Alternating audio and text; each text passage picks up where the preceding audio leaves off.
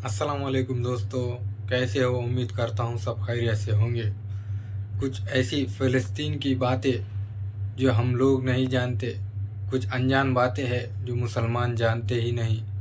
आइए कुछ फ़लस्तीन की बातें जानते हैं रज़ा भाई के साथ। रज़ा भाई के चैनल को सब्सक्राइब करें और हमारे चैनल को भी सब्सक्राइब करें।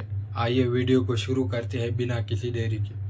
फिलिस्तीन के बारे में मुसलमानों को पता ही इतना नहीं है जितना होना चाहिए।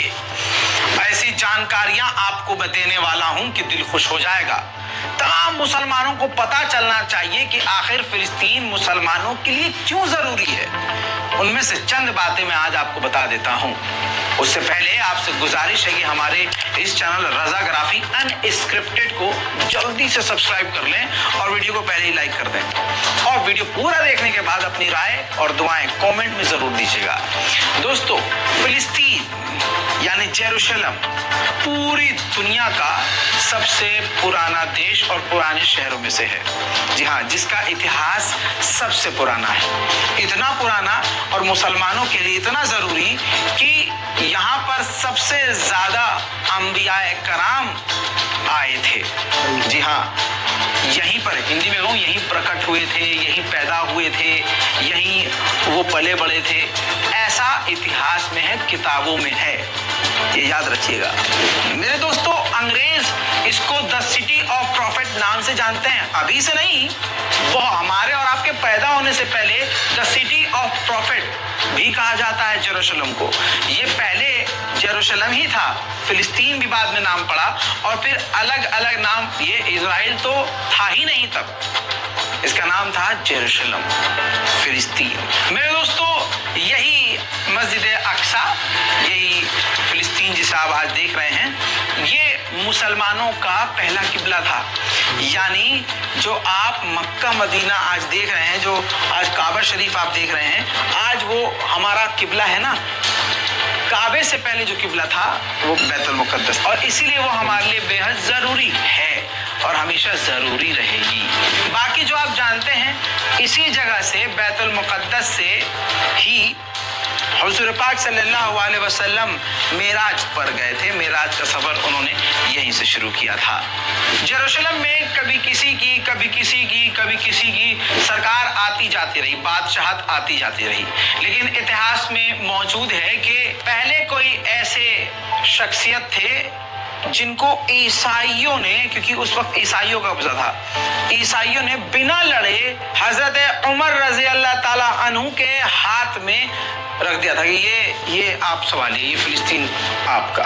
फिलिस्तीन एक ऐसी जगह इतनी जरूरी और इतनी पाक जगह मुसलमानों के लिए है कि ईसाइयों की वहां सरदारी चलती थी, ईसाइयों की सरकार चलती थी, और ईसाइयों ने बिना लड़े, बिना कोई सवाल जवाब करे इस फिलिस्तीन को हजरत उमर रजी अल्लाह ताला अन्हु के हाथों में रख दिया था, क्योंकि हुजूर पाक सल्लल्लाहु अलैहि वसल्लम ने हजरत उमर रजी अल्लाह ताला अन्हु को वहां भेजा था। फिर दोस्तों, यही फिलिस्तीन, यही जेरूशलम वो जेरूशलम है जहां पर 400 सालों तक ऑटोमन एम्पायर ने राज किया था। यानी 1517 से लेकर 1917 तक इस पर राज किया था ऑटोमन एम्पायर ने।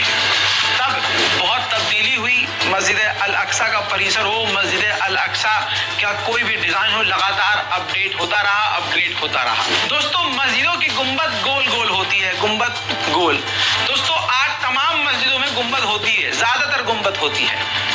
आपको पता है पूरी दुनिया में पहली वो मस्जिद, पहली वो चीज कौन सी है जिसकी गुंबद बनाई गई थी? जी हाँ, यही वो है जिसे आप मस्जिद अक्सा के रूप में देखते हैं। जो तस्वीर आती है, जो सुनहरे रंग का ये गोल गोल गुंबद है, ये बैतुल मुकद्दस की जगह जिसे आप देखते हैं, सबसे पहले ये 692 ईस्वी में तामीर की गई थी, जिसके बाद पूरी दुनिया में आज तमाम मस्जिदों की गुंबद इसी को देखकर बनाई जाती है।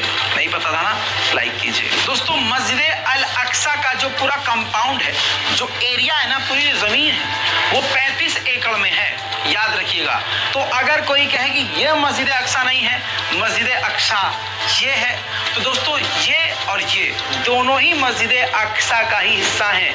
हाँ, अगर आप कहेंगे मस्जिद अक्सा एग्जैक्ट एग्जैक्ट कौन सी है, वो जगह कौन सी है, तो अक्सा मस्जिद यही है, अल अक्सा, ये भी उसी कंपाउंड का हिस्सा है। बार बार बताता हूँ, कंफ्यूज मत होइएगा।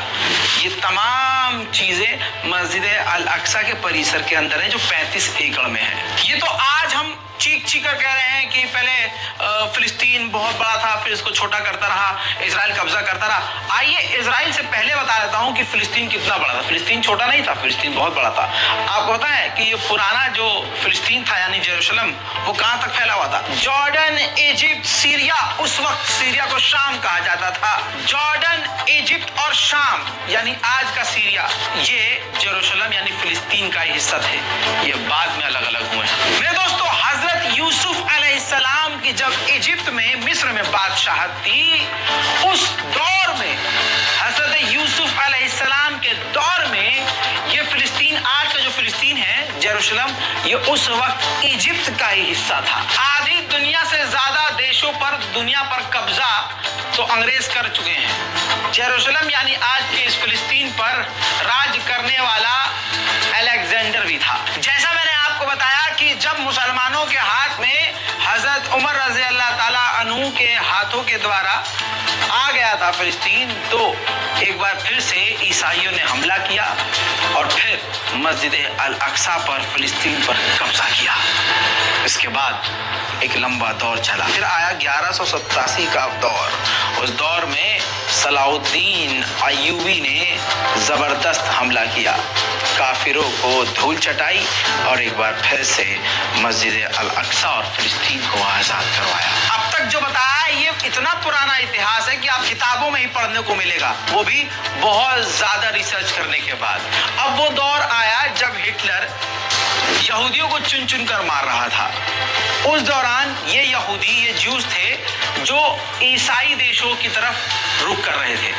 लेकिन दोस्तों दिक्कत ये थी कि दूसरे अमेरिका, फ्रांस, ये बड़े बड़े देश इनको लेने से इनकार कर रहे थे, जगह ही नहीं दे रहे थे, घुसने ही नहीं दे रहे थे। अब ये बेचारे भटक रहे थे। भटकते भटकते ये अपने समुद्री जहाज का झुंड लेकर फिलिस्तीन के तट पर पहुंचे। फिलिस्तीनियों को तरस आ गया। जी हाँ, फिलिस्तीनियों ने, अरबियों ने इनको जगह दी, इनको जमीन दिया, इनको मकान दिया, इनको इज्जत दी, इनको रोटी कपड़ा मकान दिया। फिर उसके बाद क्या हुआ आज आप देख रहे हैं, हर दिन कब्जा होता रहा। लेकिन इसकी शुरुआत पता है कब हुई दोस्तों?